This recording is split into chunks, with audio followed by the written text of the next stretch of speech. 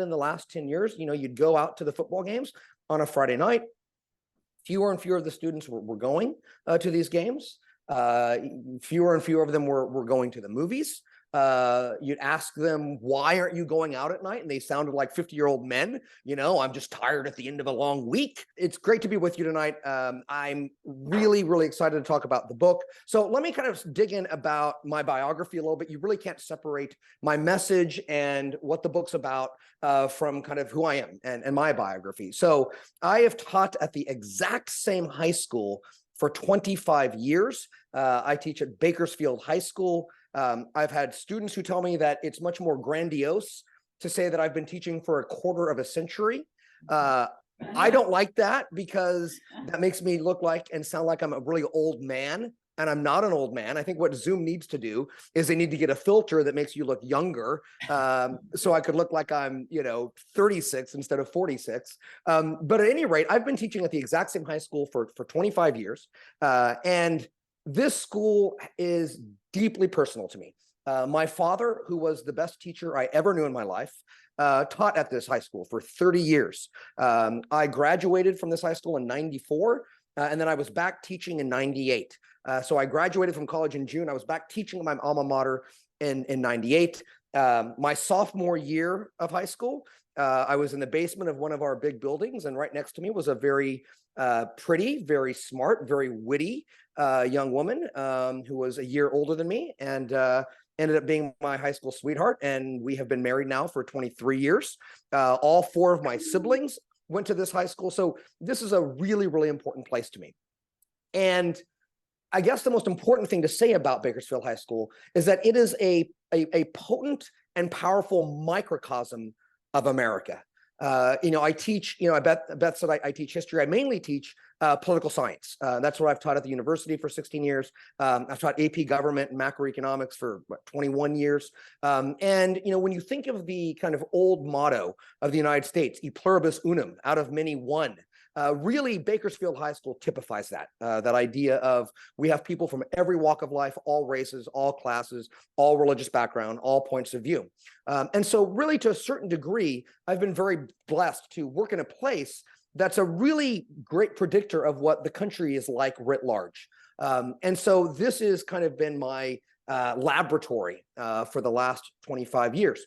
And so about 8 to 10 years ago, I'm going about my career. I have a 2-year-old. I have a 10-year-old. I have an 8-year-old at this point.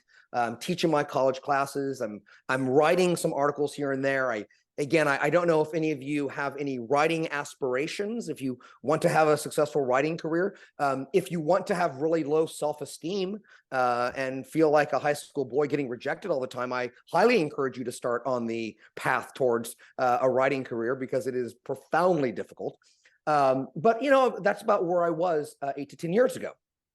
And what happened was, I teach these very bright, very kind young people from a diversity of backgrounds.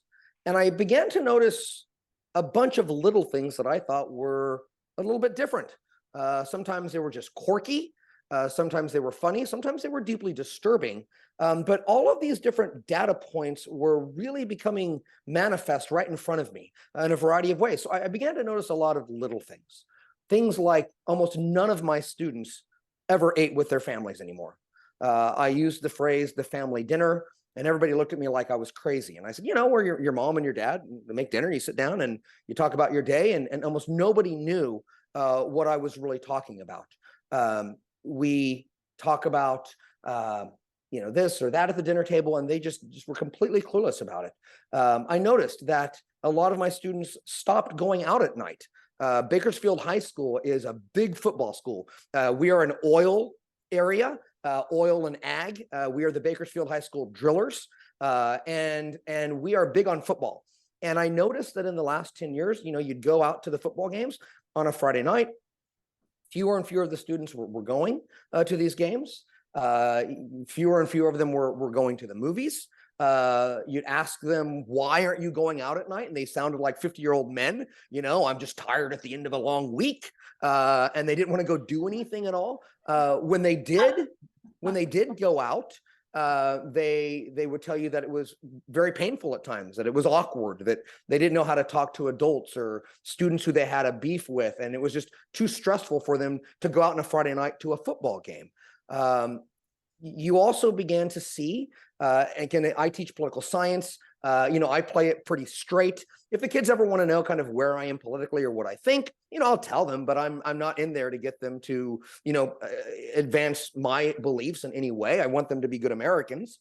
And one of the things I've noticed is this kind of ritualistic self-loathing of being an American. That, when I was growing up, it was very important to note all the mistakes that we've made as a country, to note this, profound chasm between our ideals and our reality at times, to talk about Native Americans, to talk about human bondage and slavery, to talk about Jim Crow, to talk about these things as a part of our journey towards a more perfect union, towards realizing our ideals, to kind of take note of how far we've come. And I noticed in the last 10 years that students essentially stopped seeing it that way, and just kind of used American history as a cudgel to say that this place is rotten, and it's essentially irredeemable. Today, for instance, second period every day, we say the Pledge of Allegiance. Maybe a fourth of my students stand up. Everybody else just sits down. That wasn't the case 10 years ago at all. So the way they look at the country, the way they look at American history has changed quite a bit. Also, when we talk about kind of moral principles, a kind of latent moral relativism, almost a nihilism at times, when they think of things of right and wrong, that everything seems to be a projection of the self. And if you ever talk about religion in any way, just kind of historically speaking, again, I'm a very, and I'm probably on a different side of this issue with a lot of you. I'm an ardent supporter of public education. I'm a big believer in it. Of course, if it's failing, it's failing, and I think we have to do something about that. And I understand why people send their children to private schools for sure. But that being said, I'm a big believer that, I have a role to play as a public educator. So, I'm not there to proselytize or to teach religion. But what does bother me, what I have noticed, is a profound ignorance of religion. That students, not only are they not religious and they don't go to church, and that's none of my business if they don't. What bothered me was that they don't know anything about it. I remember talking about Easter break, and some of the kids look kind of, surprised. They're like, well, don't you mean spring break? I'm like, okay, that's fine if you want me to call it spring break. Do you know what Easter is? Do you know what it denotes from a religious standpoint? And half of my students, again, these are bright people, had no idea what the resurrection was, had no idea what it meant. They literally thought that Easter was about Easter bunnies and the weather warming up and eggs. And so just the other day, actually, I mentioned the book of Genesis, or I mentioned, something about the Bible. And I said, now, what is the first book of the Bible? And out of a class of 35 people, 2 people knew that the book of Genesis was the first book of the Bible. They just don't know anything about it. And what they do know is pretty artificial. And of course, they've become very negative about the future, almost apocalyptic. And the way they think that, essentially that the world is unsustainable, the desire for marriage, the desire for family, dating just doesn't really happen.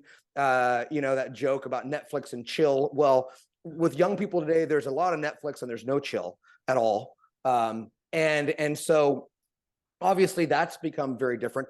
And then of course you have the 2 big things, right? The thing that is just like just in your face and you can't deny it, and it's gut wrenching.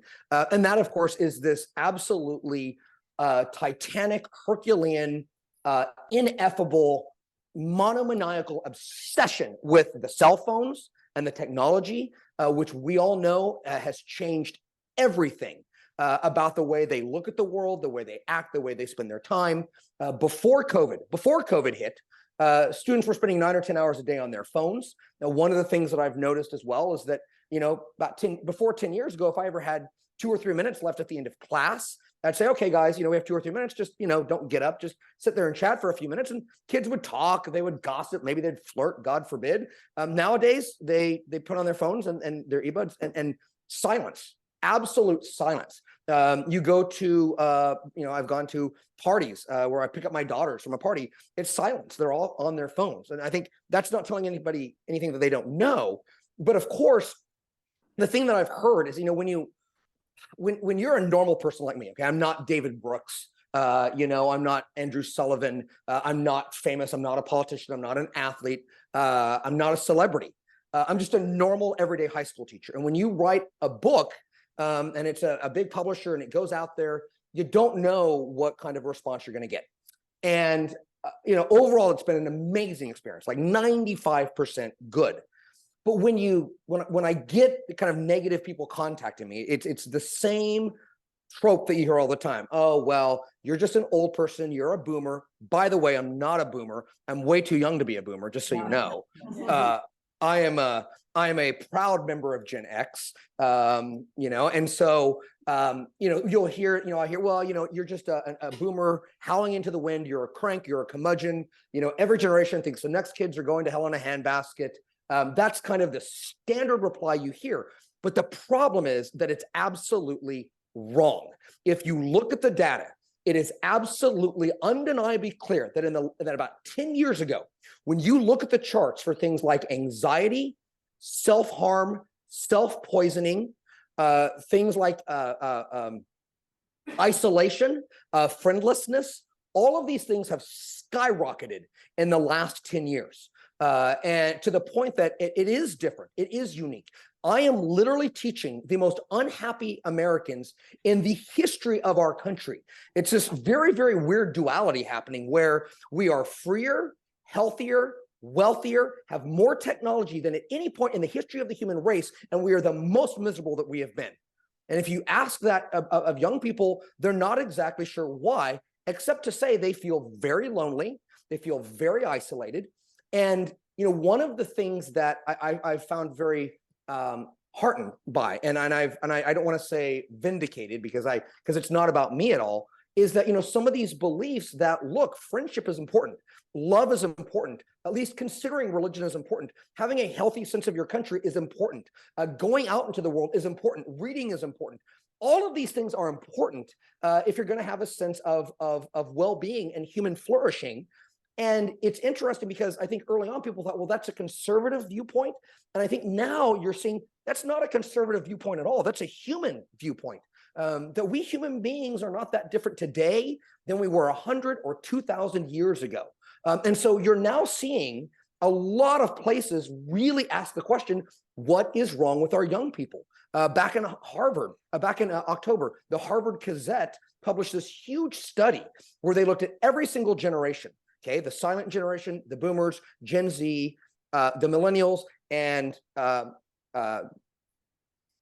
ones that, I'm drawing a blank, of course, on the, Gen Z and Gen X, excuse me, and so on all 5 of us. And they looked in 6 different categories. And in every single category, the most unhappy people in the country were the young people, were Gen Z. And then the next unhappy were the millennials. And so even Harvard is asking the question, why are our young people so unhappy? And you see the New York Times finally getting on this. I don't know if you saw this, but a few months ago, there was a very disturbing article about how ER doctors are seeing huge surges of young females who are so anxious, so stressed, on the verge of suicide sometimes. And these ER doctors are just like, we don't know what to do with this. Where is this coming from? You're starting to see this pandemic of loneliness in young people. And it's interesting because, Harvard actually came up with another study a month ago, which is one of the most interesting. They did this like 80-year study where they looked at like a 25-year-old, a 55-year-old, and an 85-year-old. And they were trying to figure out what is the key to happiness and well-being.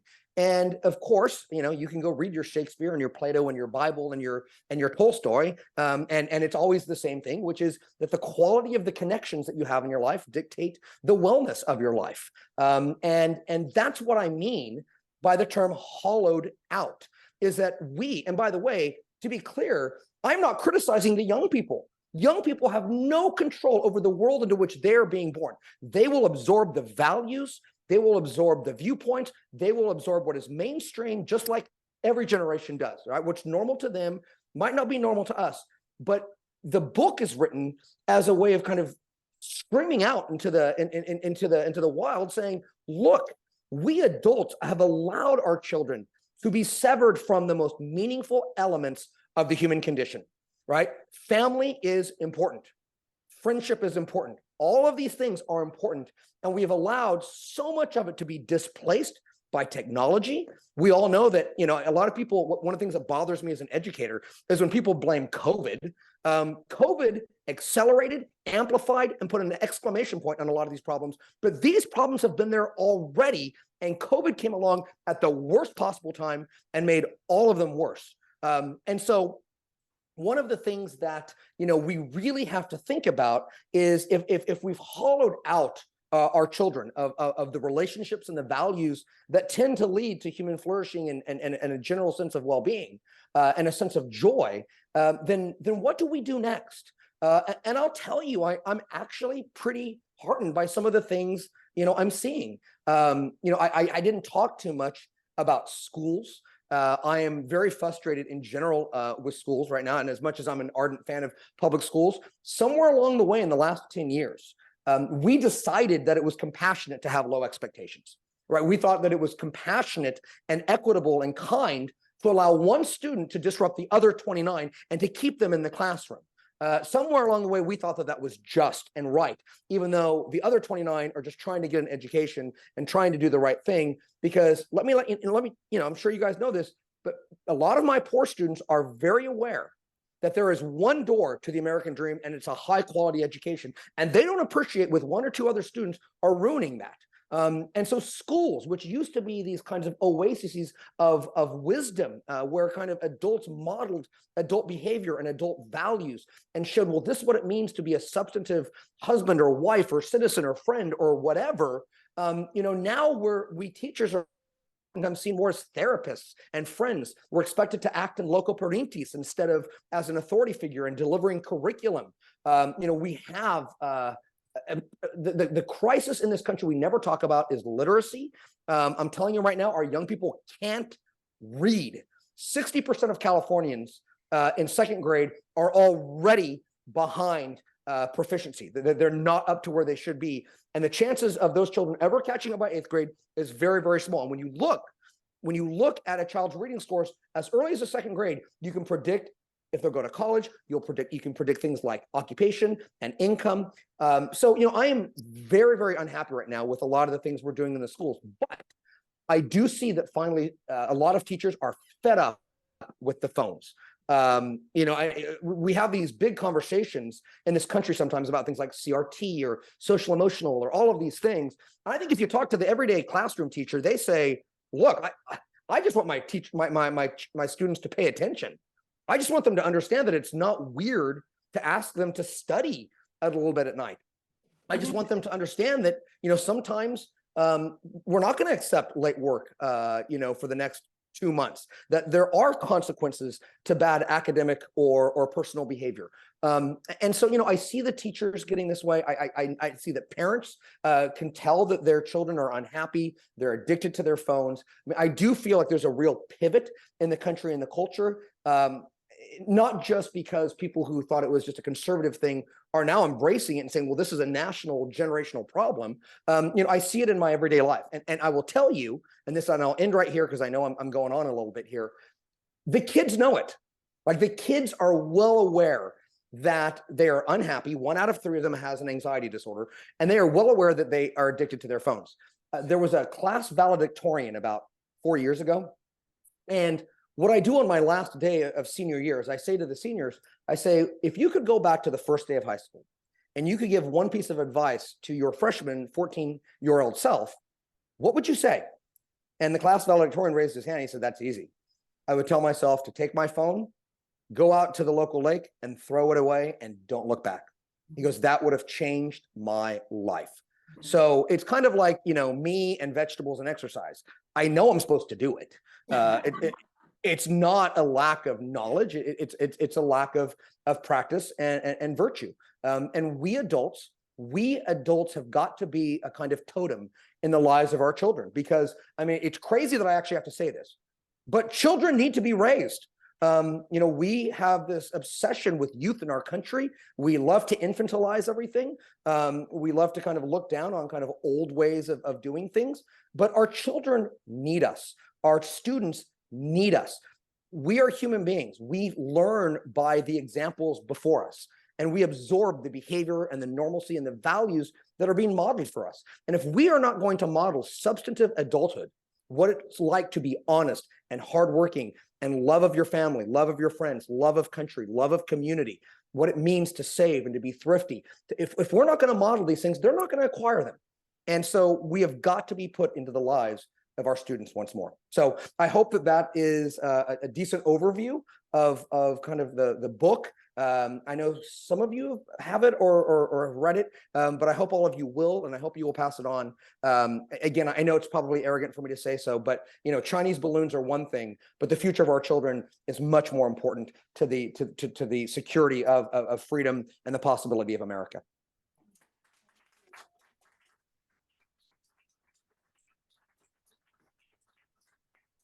Everyone's clapping. Hopefully you can hear. Okay. I didn't hear anything. I'm like, wow, I guess that bombed.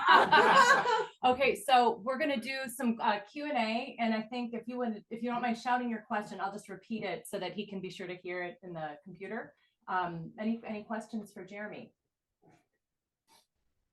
Oh. Yes. I would say less of a question. Well, no, there's a question with it as well. Can you hear this, Jeremy? Yeah, I can hear. Yeah. A little bit. Okay, great. Hi, Jeremy. I won your book tonight. I do have it, and I'm going to dive into it. So I teach at a small liberal arts college just north of here. So your students become my students, and what they carry over, and they'll say constantly, I hate social media. I hate social media. And then if you ask them, can you just stop? They'll say no. I'm like, well, that sounds like addiction, behavior just by consequences. Okay.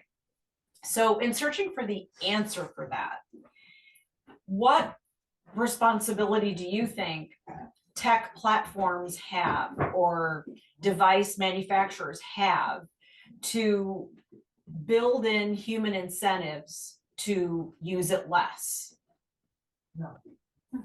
First of all, let me just say I believe in the superiority of a liberal arts education over all others. Just start by saying that. And thank you for what you do for our kids. I will be perfectly honest with you. I am profoundly suspicious that the Silicon Valley, that the tech maestros are ever going to do anything that in any way hurts their bottom line. I know that's not very free market of me, but I don't trust them at all. I mean, we all know that a lot of the things that our children look at, that they understand our brains. They understand all of the kind of neuroplasticity in a way that I think you and I probably don't. They know what they're doing to our children. They understand what these algorithms are doing to our kids. And of course, the more time they're online, the better it is for them. So from an ethical standpoint, of course, if you've created a product that is harming young people, I think you do, of course, have a moral obligation to do it. But I think video games, and I hope I'm not offending anybody. I know gamers are very, very strong communities, strong opinions. But we know that the video game industry has done the same thing, where they brought in a bevy of people who are brain experts, knowing how can we make it so that people keep spending more and more time, on these games, on these platforms. I mean, I don't know, you teach people in their 20s more than I do, but the amount of gaming that young men do nowadays is profound. I saw the number of, I can't remember the number of hours that somebody games per year. And I don't know if any of you guys are familiar with, I think the book was called kind of Boys and Men, talking about all the problems that young men are having in our country today, and kind of obsession with gaming is one of them. I would argue, and my answer to you is it's going to have to be up to the people in the lives of the young people to do it. We can't trust the people who manufacture this. We can't trust our politicians to do it, nor should we at all, by the way. I mean, this is one of the keystone beliefs that I have, is that the best life is a life that is localized, that is based on the values and the people of your community. I mean, it's great to dream big and to hope to be in history books and to be in the New York Times best-selling list and all that, and that's great and that's fine. And people want to hoist Wimbledon trophies and Super Bowl trophies, but really the best life, one that really gets us to flourish, is making a difference to the people in our own orbit, in our own community. And so I think it's going to be up to you to help your students. It's going to be up to me to help my students. It's going to be up to me to try and monitor, my children. I mean, to answer your question even more, and I know I'm going on here, a lot of people think that I wrote the book simply because I was kind of an angry, outraged teacher. No, I am desperately worried about my students. And I feel like a failure as a dad in many ways. I mean, I look at, my daughter, my oldest daughter who goes to UC Berkeley, her viewpoints on things, I gave her a phone too early. I didn't monitor how much time. And the things that she thinks are so out there, they're so loony. And they were formed during that time period where she was really absorbing things. And those algorithms were showing her the same viewpoints over and over again. So, the book is also a product of my failures as a dad. But I know ultimately at the end of the day, it's up to me. Yeah, you're right. Thank you. One thing I want to mention, there is a university in Ohio that is offering $5,000 scholarships to kids that are willing to put their phone away for a year. And they had pretty good participation. So it was on, if you check it out at the College Fix, you might find that story. So hope. Yeah, there's also in the New York Times, I think last week, an op-ed about a 17-year-old girl who is kind of starting this trend. And I think this is cool. And I thought this might happen where she's like, I'm going to throw away my phone. And let's make it so that's what the cool kids do. If the cool kids, that's actually not a bad idea for an article. The cool kids should lead the way, right? The cool kids should say, you know what? I'm going to do flip phone. I'm going to be retro. I'm going to go 2005. And all these platforms that just make us all miserable. They just weaponize our misery. We're going to get rid of it. And that's what, so the cool kids text and they call, but they don't do anything else. And there was a girl in New York who was doing that. I think that's great. I think it's going to have to be organic. I think it's going to have to be bottom up, not top down. Other questions? Yeah, Oh, Caroline. sorry, to follow up. Okay, so now you have kids college age, as do I. Like, what do we do now? About our own children? Well, we've To save already the world. kind of effed them up, so now what do we do? Yeah. Yeah. I mean, I mean, to be perfectly honest with my 20-year-old, I mean, there's not much I can do other than pay tuition. I do think that some of the brighter kids who have a lot of adults in their lives are figuring it out a little bit. I mean, I don't feel like my oldest is on her phone all the time. My middle child never really got addicted to it. But I do think when they're at home, this is going to be a really awful thing to do. But to me, I think whatever tool you have in your disposal to get them off the phones. So for instance, my son, watches these reels over and over and over again, which is the worst thing for your brain. We all know that. And I've straight up, this is awful. I just bribe him. I'll say, hey, you know what? I want that app off of your phone. And if we want to upgrade bikes, we're going to upgrade bikes. And so I whatever it takes to get them to that deal, I think is where we have to go. I mean, you talked about $5,000 scholarship to put it away. I mean, I am not judgy at all about what it takes. So I think different children are going to be motivated by different incentives. And again, I find that when the phone is around, my son wants it. Like he wants it all the time. When he's bored, he wants it. But when it dies and it's not around, he doesn't really seek it out.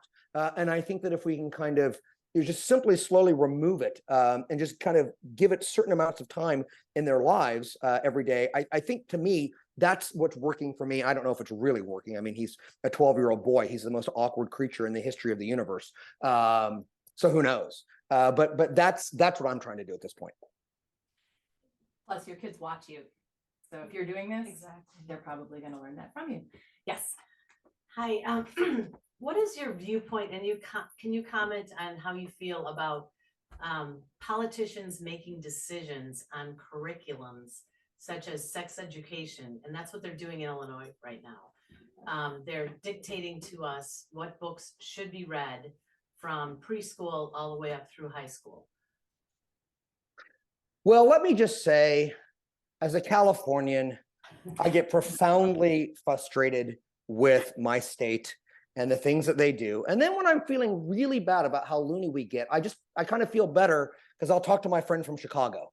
And, and he'll tell me, no, there's one place that's a little worse than California, and it's Chicago and Illinois. So I am with you 100%.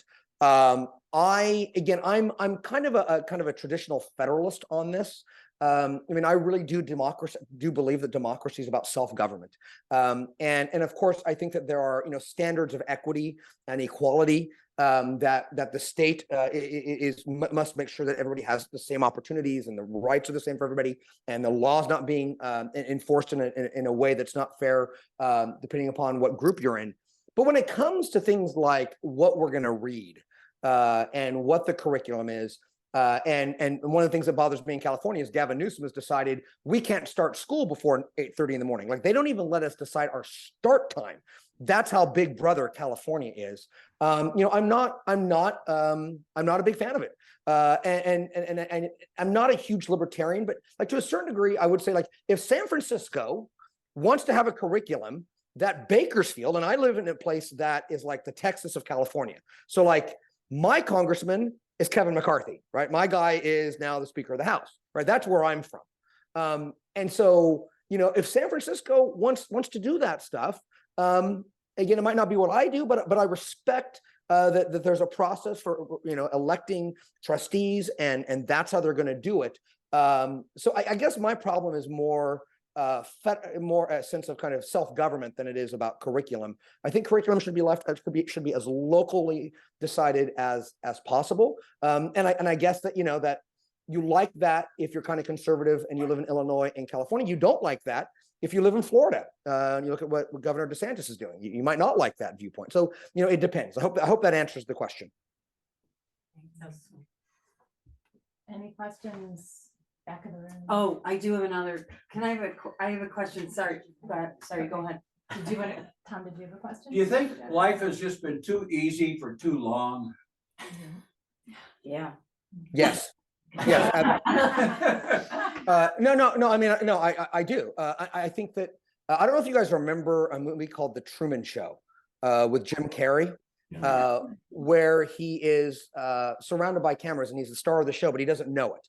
And everybody asks, how can he not know? And it's like, well, we accept the world into which we're born. We all have, what Nietzsche called a horizon. It's like kind of a horizon of normalcy. We kind of acquire these values and this way of looking at the world. One of the things that bothers me most, and I know this isn't answering your question, but one thing that does intellectually and morally bother me about this generation is that they somehow believe that they are not standing in the stream of history, that somehow they are more enlightened, more knowledgeable, that if they were in the past, they would not have been sexist or racist or bigoted. They would have done the right thing 500 years ago. And it's like, no, we are all a product of our time.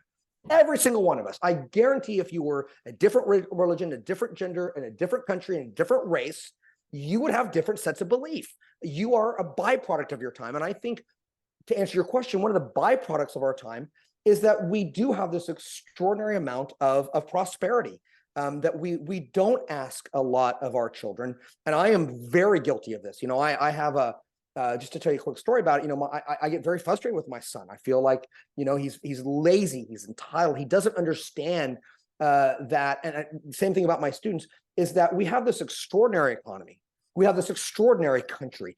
We have opportunities, the likes of which people around the world risk life and limb to come here for, right? When you look at the countries of the world that immigrants want to come to, it is America, and second place is way down there. The young people in my class didn't do that. Other people who came before you, who worked and sacrificed and died, they're the ones who did that. And to kind of look down your nose at them and to say, well, it's not good enough and you should have done better, is profoundly distressing to me because values have to be renewed. And we all know, I mean, the Scottish philosopher David Hume, made the observation that luxury breeds decadence. And I think in many ways we are a decadent society. I don't know if you guys watched the Grammys the other day. And I think that, sometimes success creates wealth, which kind of breeds entitlement. And so, my children know nothing of war. My kids all grew up on a safe street. They all know they're going to college. They never worry about insecurity. So I think to a certain degree, some of our generations in America were ordinary people being asked to do extraordinary things, and we don't ask anything of our kids in many ways, and that's why they're not extraordinary. All right. I just had a quick question. I was curious with regards to the faculty at your school, if you get, or in the area, do you have, and they obviously know that you wrote this book. It's not like you're hiding your view of, whatever, the world, our children. Do you find that it's difficult in the sense you get a lot of pushback from for lack of a better term, sort of the liberal sort of faculty that you kind of interact with either daily or county wise? I mean, obviously Bakerfield's kind of is that smaller little area compared to what California is a liberal state. I was just kind of curious how that. Yeah, that's a great question. Sometimes when you have a lot of educators who are writing, sometimes they're always worried they're going to get pushback from their principals or their superintendency, and some do. I will tell you right now that my community has been behind my writing career in a way that it's difficult to describe. I think they know that if you want to be published in the Washington Post and the LA Times and Newsweek, if you want to have a book that's any kind of a bestseller, that a lot of people are going to have to be behind it. And so, teachers in my community have been great. My local newspaper, the Bakersfield, California, put me on the front page. Again, I think that I'm a rarity in the sense that I don't really get any pushback from my community. I really get a nice bump in it. And, when, my students get a kick, they get a kick out of, listening to me on Charlie Kirk or on Fox News. I mean, they think it's cool to be on national TV, and because they don't ask about the book. The young people don't give a damn about the book. They just want to know, they want to know what's it like to be on, on national radio. What's it like to be talking to Newt Gingrich or Laura Ingraham? What's that? I mean, that's all. They don't care about the book. They just want to know because to them, the cool thing is being famous, right? And I'm like, I don't care about that. I just want the message to get out because, I want to make a difference in my classroom, but I also want to make a difference in a broader community through the book, because I think this is something that if you're not in the classroom, you don't see it. I mean, one of the cool things about being a teacher is I do think we're a little bit like, a soothsayer. I mean, I think we see things about 3 or 4 years before all these other people do. And like, if you read the book, and I hope you guys all read it, and I hope you recommend it to everybody plus one, one of the things I talk about in the introduction is, we do feel like kind of frustrated when, you'll see an article in the New York Times or the Atlantic or the New Yorker or National Review, talking about something. We're like, dude, we saw this 3 years ago. Where have you been? And so, we do see that pretty early in the classroom, and it really is a benefit. And that's why I wrote the book. All right, one more question. Caroline, yes. What do you think about the opening lines to A Tale of Two Cities in this context? The irony of now is breathtaking. Yeah. Yeah. I mean, I do think that there is a fascinating duality about it being the best of times and the worst of times. I mean, to talk about the worst of times, I mean, what I wish I could do, and I don't know how many, again, I've just been sitting here talking to Tom Wolfe the whole time, and a really weird statue, but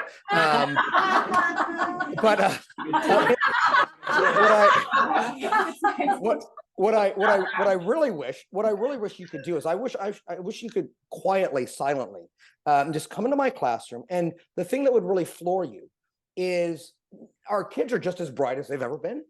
They're just as capable of living a good and meaningful life as they've ever been. But I think what would shock people is just how woefully ignorant they are about everything. Like they don't know.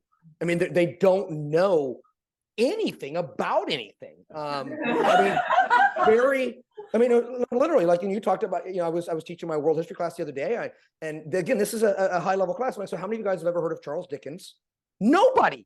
35 people have never heard of Charles Dickens in their life. I'm like, A Tale of Two Cities and A Christmas Carol and Great Expectations and Oliver Twist, and they have no idea what I'm talking about. They don't know the difference between a state and between a country and a continent. If you go read the first few pages of the book, you'll notice that like the students, they don't know who the vice president is. They've never heard of the Cold War. They've never heard of they've never heard of Osama bin Laden. So it's really hard sometimes to teach because you have to. The term is scaffolding. You have to build on something. And if you don't know anything, it's really I find that as the years go on, I have to keep going back further and further and further and further. Like, this is a state. This, and this will be the last thing I say here, but like the students literally did not know what a day was. And I mean that cosmologically. They didn't know that the earth is turning around once a day. They thought that they had no idea that the sun was moving around. I mean, they had no idea. They didn't understand what what a year was. About one trip around. Don't know any of those. They just don't know anything. Even our brightest kids. So, I mean, yes, that's in many ways, it is the worst of times. Well, on that wonderful note, if you ever want to move to the North Shore of Chicago and teach at New Trier High School or any high school, you have like 30 people here that I bet would thank you. Happen. So thank you so much for your turn me around comments. so we can Yeah, see and it? you I can don't kind think of you can see the see room everybody. there. There we go. Thank you.